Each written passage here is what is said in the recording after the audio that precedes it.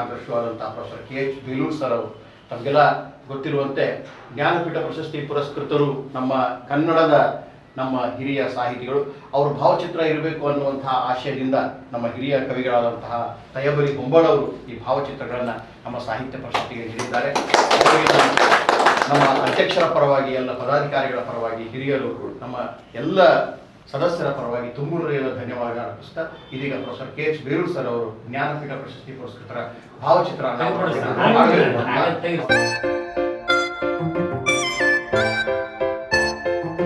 ಅನಾವರಣ ಮಾಡಿದಂತಹ professor KH Belur sir ಮತ್ತು ಎಲ್ಲ ಹಿರಿಯರಿಗೆ ನಾನು ತುಂಬ ಧನ್ಯವಾದಗಳನ್ನು ಅರ್ಪಿಸ್ತಾ ಇವತ್ತಿನ ಎರಡನೆಯ ಮಹತ್ವಪೂರ್ಣ ಮತ್ತೊಂದು ಕಾರ್ಯಕ್ರಮ 2 ಕೃತಿಗಳ ಲೋಕಾರ್ಪಣೆ ಕಾರ್ಯಕ್ರಮ.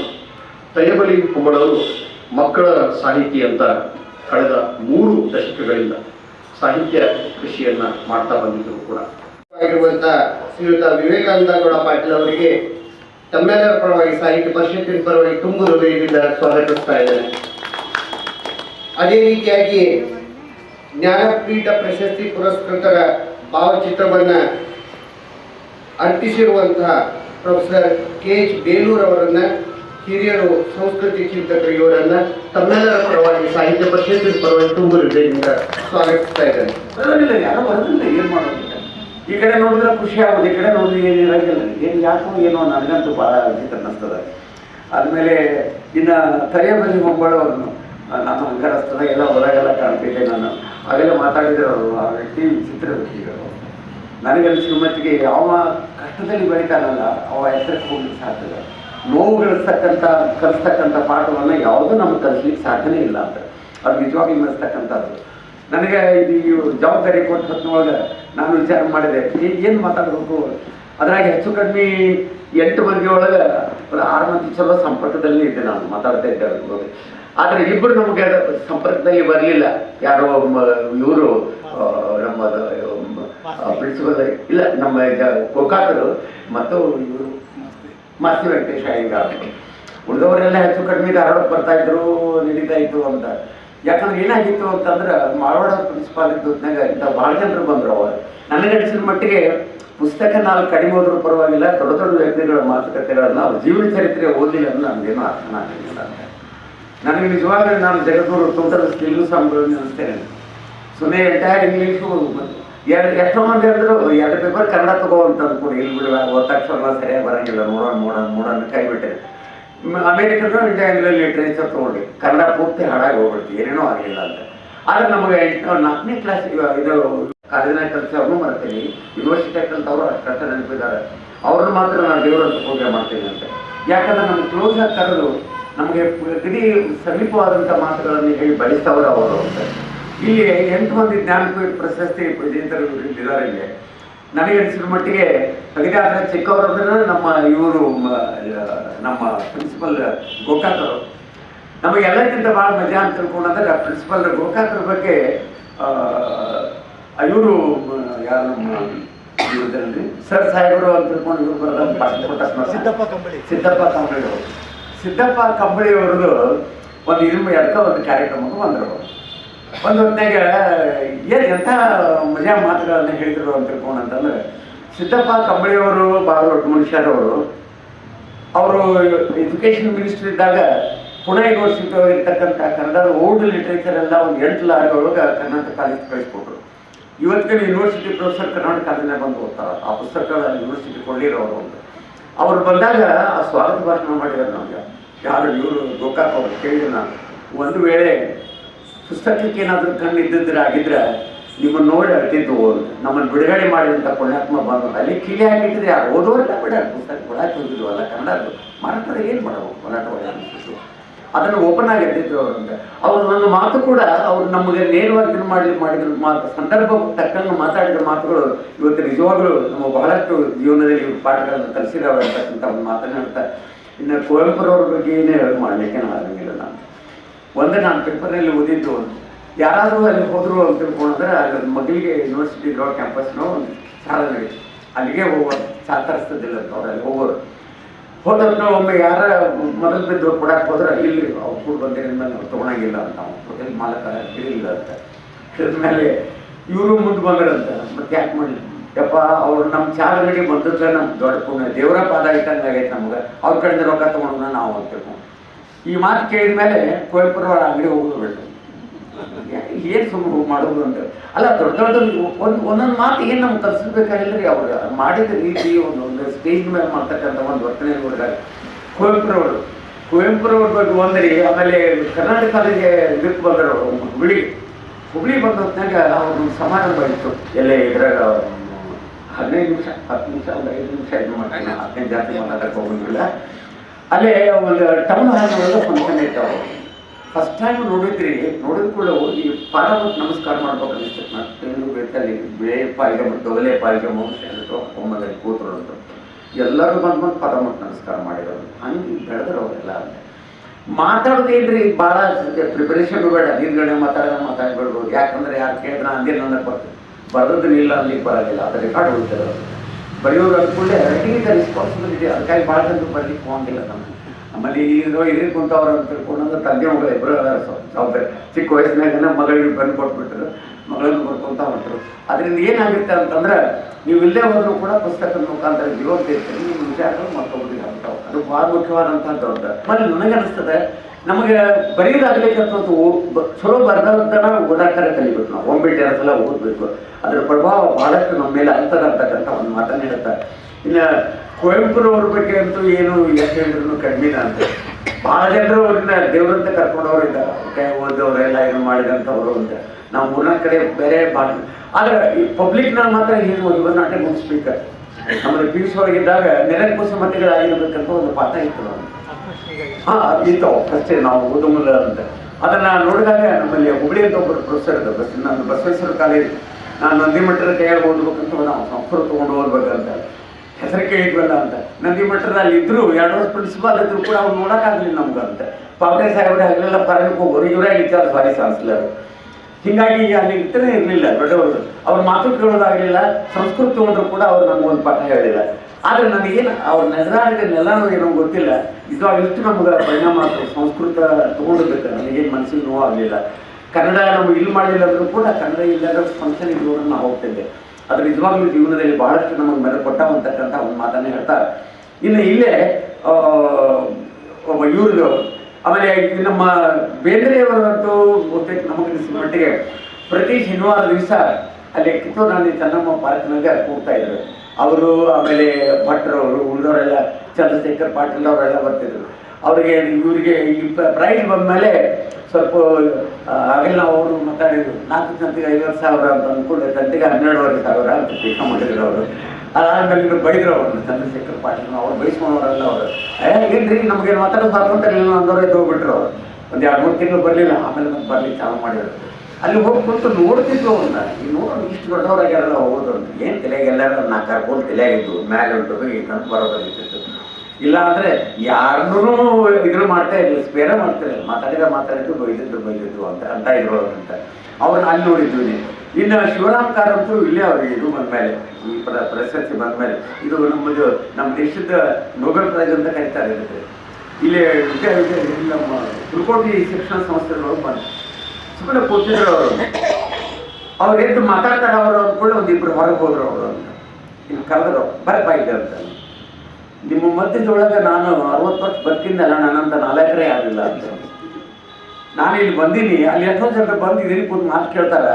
ನಾನು ಮಾತಾಡಕ್ಕೆ ತಿಳ್ಕೊಂಡು ಎದ್ದು ಹೋದ್ರಲ್ಲ ನೀವು ಇಲ್ಲಿ ಕೂತ್ಕೊಂಡು ನಾ ಎದ್ದು ಹೋಗ್ತೀನಿ ಹೊರಗೆ ಅಂತ. ಯಾರಪ್ಪ ಯಾರೋ ಹೋಗಿಲ್ಲ. ಎಲ್ಲ ರಾಷ್ಟ್ರ ಇದಾದ್ಮೇಲೆ ಹೋಗ್ಬೋದು ಅಂದಾಗ ಅದು ಹೊರಗೆ ಹೋದ್ರು. ಯಾರೋ ಹೊರಗೆ ಬರಲಿಲ್ಲ. ಅದನ್ನು ನೋಡಿರ್ತೀನಿ ನನಗೆ ಆ್ಯಕ್ಚುಲಿ ಇವ್ರದ್ದು. ಆಮೇಲೆ ನಂತರ ಇವ್ರದ್ದು ಬಗ್ಗೆ ಸಾಕಷ್ಟು ಕೇಳಿದ್ರು ನಮಗೆ. ನಮ್ಮ ದುರ್ದೈವ ನಮ್ಗೆ ಗುರುಗಳಾಗಲಿಲ್ಲ ಗೋಕಾಕ್ ಅವರು. ಆದರೆ ಗೋಕಾಕ್ ಅವ್ರ ಕೈಯಾಗ ಕಲ್ತಂಥ ಚಂದ್ರಶೇಖರ್ ಪಾಟೀಲ್ ಗಿರೆಡ್ಡಿ ಗೋವಿಂದರಾಜು ನಮ್ಗೆ ಆಗಿದ್ರು. ಮತ್ತು ಅಷ್ಟೆಲ್ಲ ಕೆಲವು ಕಾಲ ನಾನು ಚಂದ್ರಶೇಖರ್ ಪಾಟೀಲ್ ರೂಮಲ್ಲಿ ನಾನು ನಮ್ಮ ಮಲ್ಲಿಕಾನವರ ಹೆಣ್ಮಠ ಇದ್ದು. ಅವಾಗ ಇನ್ನೂ ಲಗ್ನ ಆಗಿರಲಿಲ್ಲ ಅವಾಗ, ಅಂದರೆ ಮಕ್ಕಳಿಗೆಲ್ಲ. ಹಿಂಗಾಗಿ ಅಲ್ಲಿ ಹೋಗಿ ಕೇಳ್ತಾ ಇದ್ವಿ. ದೊಡ್ಡ ದೊಡ್ಡ ವ್ಯಕ್ತಿಗಳ ಸಂಪರ್ಕ ಬಂತು. ಓದಲಿಲ್ಲ ಅಂದ್ರೂ ಕೂಡ ಅವ್ರು ನೋಡಿದ್ರೆ ನಾವು ಖುಷಿ ಪಡ್ತಾ ಇದ್ವಿ ಅಂತಕ್ಕಂಥದ್ದನ್ನು. ಪ್ರಥಮದಲ್ಲಿ ಮೊದಲ ಸಹಗಮನ ಕಾದಂಬರಿ ಲೋಕಾರ್ಪಣೆ ಡಾಕ್ಟರ್ ಪುರಿ ಸರ್ ಅವರಿಂದ, ಕೃತಿಕಾರರು ಶ್ರೀ ತಯ್ಯಬಲಿ ಹೊಂಬಾಳ್ ಸರ್ ಅವರು.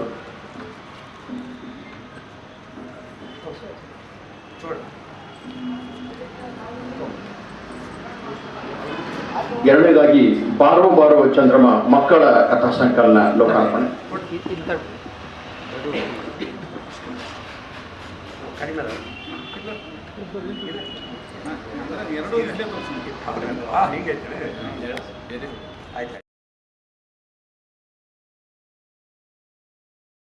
ಮಕ್ಕಳಿಗೆ ನೋಡ್ಕೋಬೇಕು ಅಂತಂದು ಯಾವ ಮಕ್ಕಳು ವಿಚಾರ ಮಾಡಬೇಕು.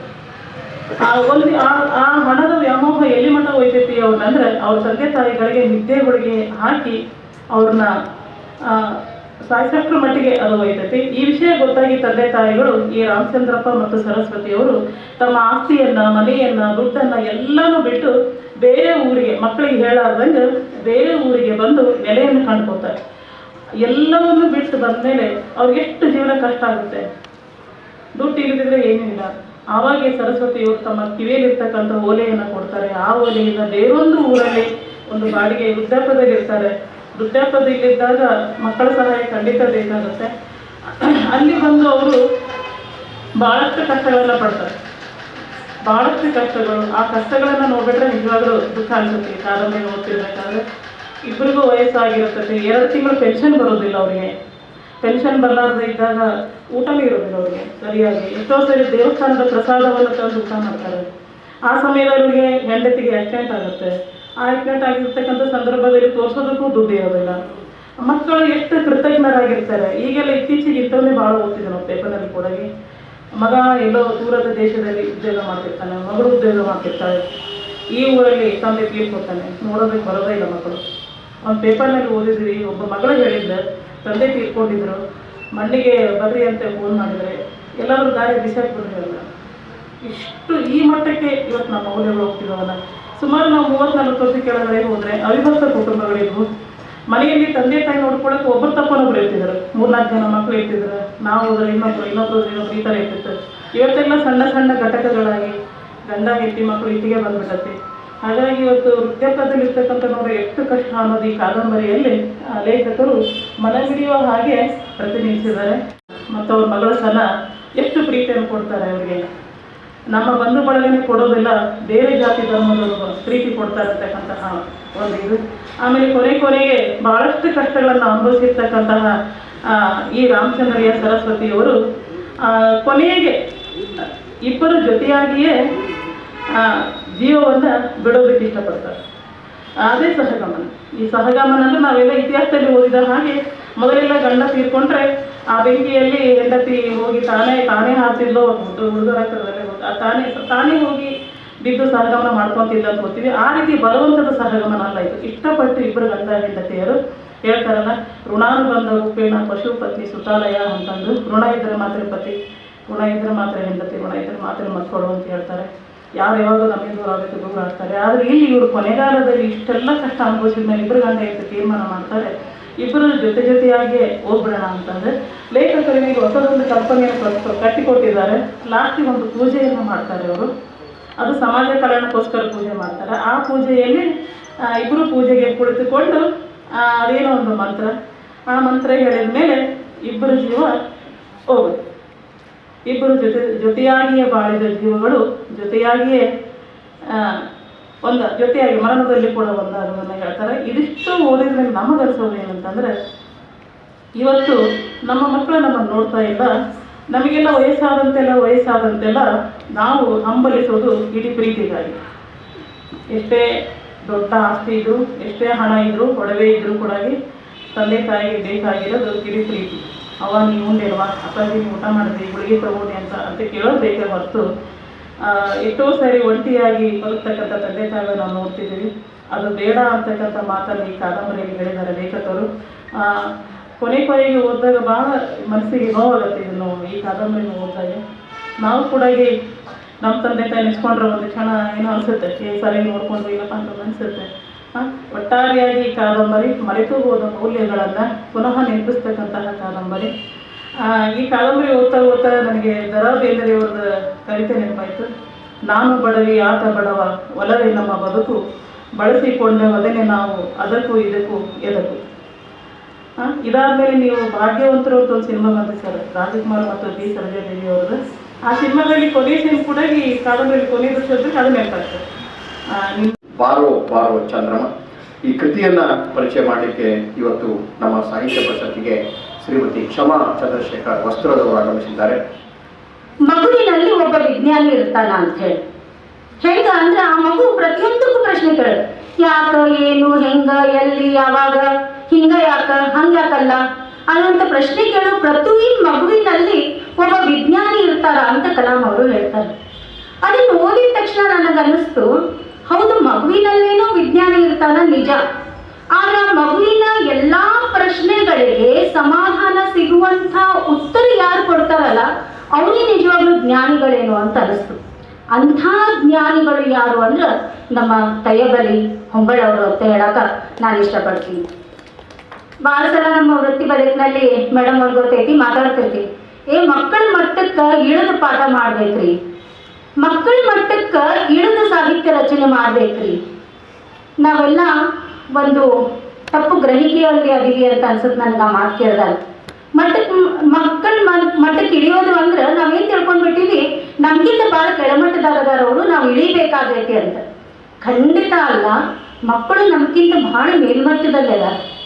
ನಾವು ಮಕ್ಕಳಿಗೆ ನಮ್ಮ ಮಾತನ್ನು ತಲುಪಿಸ್ಬೇಕಾಗಿತ್ತು ಅಂದ್ರೆ ನಾವು ಮಕ್ಕಳ ಮಟ್ಟಕ್ಕೆ ಏರಬೇಕಾಗೈತಿ. ಆ ಮಕ್ಕಳ ಮಟ್ಟಿಗೆ ಏರುವಂಥ ಕೆಲಸವನ್ನು ತಯ್ಯಬಲಿ ಹೊಂಬಳವರು ಬಹಳಷ್ಟು ಸಮರ್ಥವಾಗಿ ಮಾಡಕೊಂತಾರ ಅಂತ ಹೇಳ್ತೀವಿ. ಇನ್ನು ಮಕ್ಕಳ ಸಾಹಿತ್ಯ ಎರಡು ರೀತಿಯಾಗಿ ನೋಡ್ತೀವಿ ನಾವು. ಒಂದು ಮಕ್ಕಳಿಂದ ರಚನೆ ಆಗಬಂದೈತಿ, ಇನ್ನೊಂದು ಹಿರಿಯರಿಂದ ಆಗಬಂದೈತಿ. ಇವತ್ತು ಮಕ್ಕಳ ಸಾಹಿತ್ಯ ಹೊಂಬಳ ಸರ್ ಅವರು ಒಂದು ಮಾಗಿದ ವಯಸ್ಸಿನಲ್ಲಿ ಇದ್ಕೊಂಡು ಬರೀತಾರ ಅಂದ್ರೆ ಖಂಡಿತವಾಗಿಯೂ ಅವರಲ್ಲಿ ಒಂದು ಮಗುತನ ಇನ್ನೂ ಜೀವಂತ ಐತಿ ಅಂತ ಅರ್ಥ.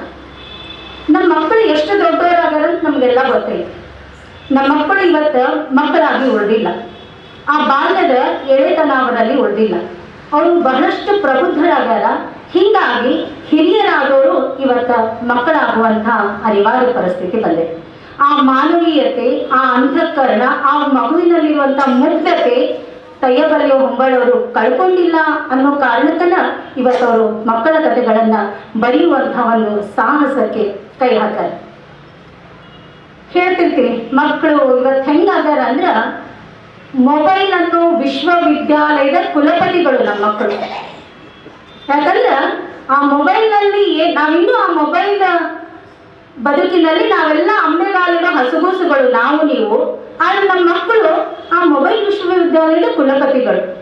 ಆದರೆ ಇವತ್ತು ಅವರನ್ನು ಸರಸ್ವತಿ ಭಂಡಾರದ ಅಧಿಪತಿಗಳನ್ನಾಗಿ ಮತ್ತೆ ಕರೆದುಕೊಂಡು ಬರೋ ಕೆಲಸವನ್ನು ತಯ್ಯಬಲಿ ಹೊಂಬಳವರ ಕೃತಿ ಮಾಡ್ತಾ ಇದೆ ಅನ್ನುವಂಥ ಸತ್ಯವನ್ನ ಒಪ್ಕೊಳ್ತಾ ಇದೀಗ ಪುಸ್ತಕವನ್ನ ಲೋಕಾರ್ಪಣೆ ಮಾಡಿದಂತಹ ನಮ್ಮ ಹಿರಿಯರು, ಗದಗ ಜಿಲ್ಲಾ ಕನ್ನಡ ಸಾಹಿತ್ಯ ಪರಿಷತ್ತಿನ ಮಾಜಿ ಅಧ್ಯಕ್ಷರು, ಬರಹಗಾರರು ಆದಂತಹ ಡಾಕ್ಟರ್ ಶಿವಪ್ಪ ಕುರಿಯವರು ಸಮಾರಂಭವನ್ನು ಉದ್ದೇಶಿಸಿ ಮಾತಾಡಬೇಕು ಅಂತ ಅವರಿಗೆ ವಿನಂತಿ ಮಾಡ್ಕೊತಾ ಇದ್ದೀವಿ. ಡಾಕ್ಟರ್ ಶಿವಪ್ಪ ಕುರಿ ಸರ್.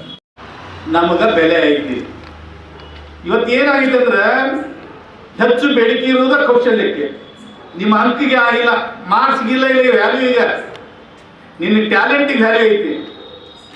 ಆ ಟ್ಯಾಲೆಂಟ್ ಬರಬೇಕಂದ್ರೆ ನಾವು ಪುಸ್ತಕಗಳ ಮೊರೆ ಹೋಗಬೇಕಾಗ್ತದೆ, ಗ್ರಂಥಾಲಯದ ಮಹತ್ವವನ್ನು ಅರಿತುಕೊಳ್ಬೇಕಾಗ್ತದೆ. ಜವಾಹರ್ಲಾಲ್ ನೆಹರೂರವರು ಉತ್ತಮ ಪುಸ್ತಕಗಳು ನಾಡಿನ ಸಂಸ್ಕೃತಿಯ ಪ್ರತೀಕ ಅಂತ ಹೇಳ್ತಾರೆ. ಅನೇಕ ಮಹನೀಯರ ಪುಸ್ತಕದ ಬಗ್ಗೆ ಹೇಳ್ಯಾರ. ನಮ್ಮ ಸಂಸ್ಕೃತದ ಶ್ಲೋಕದೊಳಗೆ ವನಿತಾವಿತ್ತಂ ಪುಸ್ತಕಂ ಪರಹಸ್ತಗತಂ ಗತಂ ಇದನ್ನೆಲ್ಲ ಕೇಳ್ತೀವಿ. ಆದರೆ ಇವತ್ತು ನಾವು ಅದನ್ನು ಅನ್ವಯಿಸಕ್ಕಾಗೋದಿಲ್ಲ. ಎಲ್ಲ ರಂಗಗಳಲ್ಲೂ ಇವತ್ತು ನಾವು ಪ್ರಬುದ್ಧಮಾನಕ್ಕೆ ಬಂದರೂ ಕೂಡ ನೈತಿಕ ಮೌಲ್ಯಗಳಿಂದ ನಾವು ಬಹಳ ಕೆಳಮಟ್ಟಕ್ಕೆ ಹೋಗ್ತಾ ಇದ್ದೇವೆ. ಮಕ್ಕಳನ್ನ ಓದಿಸುವ ಭರಾಟೆಯಲ್ಲಿ ಕಾಟ ಕೊಡ್ತಾವಂತೇಳಿ ಮೊಬೈಲ್ ಕೊಡ್ತೀವಿ ಅವ್ರ ಕಡೆ. ನಮ್ದು ತಪ್ಪು. ಇದಕ್ಕೆ ಉದ್ದೇಶ ಏನಂದ್ರೆ ನಿನಗೆ ಆರಾಮ ಇರ್ಬೇಕಲ್ಲ. ಸಮಾಜ ಹದಿಗಡಕ್ಕೆ ಹಾಳಾಗಕ್ಕೆ ಕಾರಣ ಯಾರು ಅಂದ್ರೆ ಹಿರಿಯರು, ಶಿಕ್ಷಕರು, ತಂದೆ ತಾಯಿಗಳು. ತಪ್ಪು ಮಾಡುವಾಗ ಹೇಳುವಂಥ ಜನನೇ ಇಲ್ಲ ಈಗ. ನಮ್ಗೆ ಯಾಕೆ ಬಿಟ್ಬಿಡು, ಹಾಳಾದ್ರೆ ಅಮ್ಮ ಅಂತಾರೆ. ಆದರೆ ನಿಮಗೆ ಜವಾಬ್ದಾರಿ ಐತಿ. ಸಮಾಜವನ್ನು ತಿದ್ದುವ ಸಾಮರ್ಥ್ಯ ಇದ್ದಾಗ ಹೇಳಲೇಬೇಕು.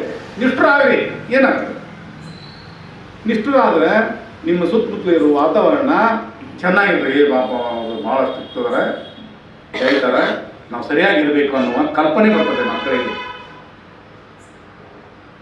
ಹಾಗಾಗಿ ಪುಸ್ತಕಗಳನ್ನು ನಾವು ಹೆಚ್ಚು ಗೌರವಿಸ್ತೀವಿ.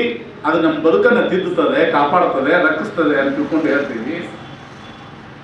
ಅಂತಹ ಪುಸ್ತಕ ಬಿಡುಗಡೆ ಸಮಾರಂಭದೊಳಗೆ ನಾವೆಲ್ಲ ಸಮ್ಮಿಳಿತರಾಗೀವಿ.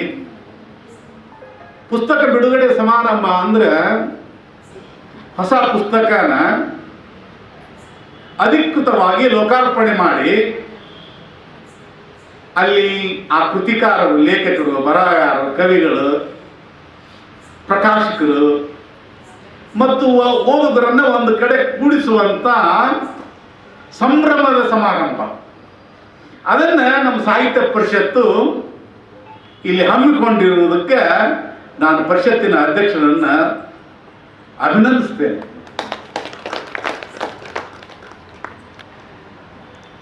ಇದರೊಳಗೆ ಲೇಖಕರ ಮಾತು ಇರ್ತದೆ, ಕೃತಿ ಪರಿಚಯ ಇರ್ತದೆ, ಮಾಧ್ಯಮ ಸಂವಹನ ಇರ್ತದೆ, ಸಂಪರ್ಕ ಎಲ್ಲ ಇರ್ತದೆ.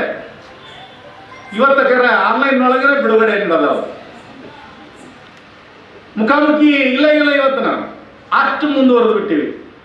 ಆದ್ರೆ ಹತ್ತಿರ ಆದ್ರೆ ಆ ಸಂಬಂಧನೇ ಬೇರೆ. ಉದಾತ್ತತೆ ಕಡೆ ನಾವು ಹೊಂಟಿವಿ, ಆದ್ರೂ ನೈತಿಕ ಮೌಲ್ಯಗಳು ಪ್ರವರ್ಧಮಾನಕ್ಕೆ ಬರಬೇಕು.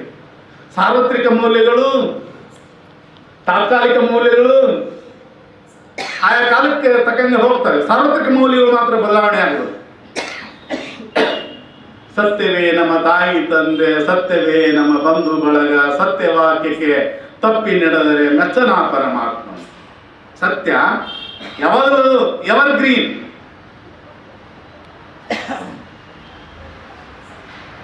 ಅದಕ್ಕೆ ಈ ಮೌಲ್ಯಗಳನ್ನ ನೋಡ್ರಿ, ಕೆಲವು ಕಾಲಕ್ಕೆ ಬದಲಾವಣೆ ಆಗ್ತವೆ.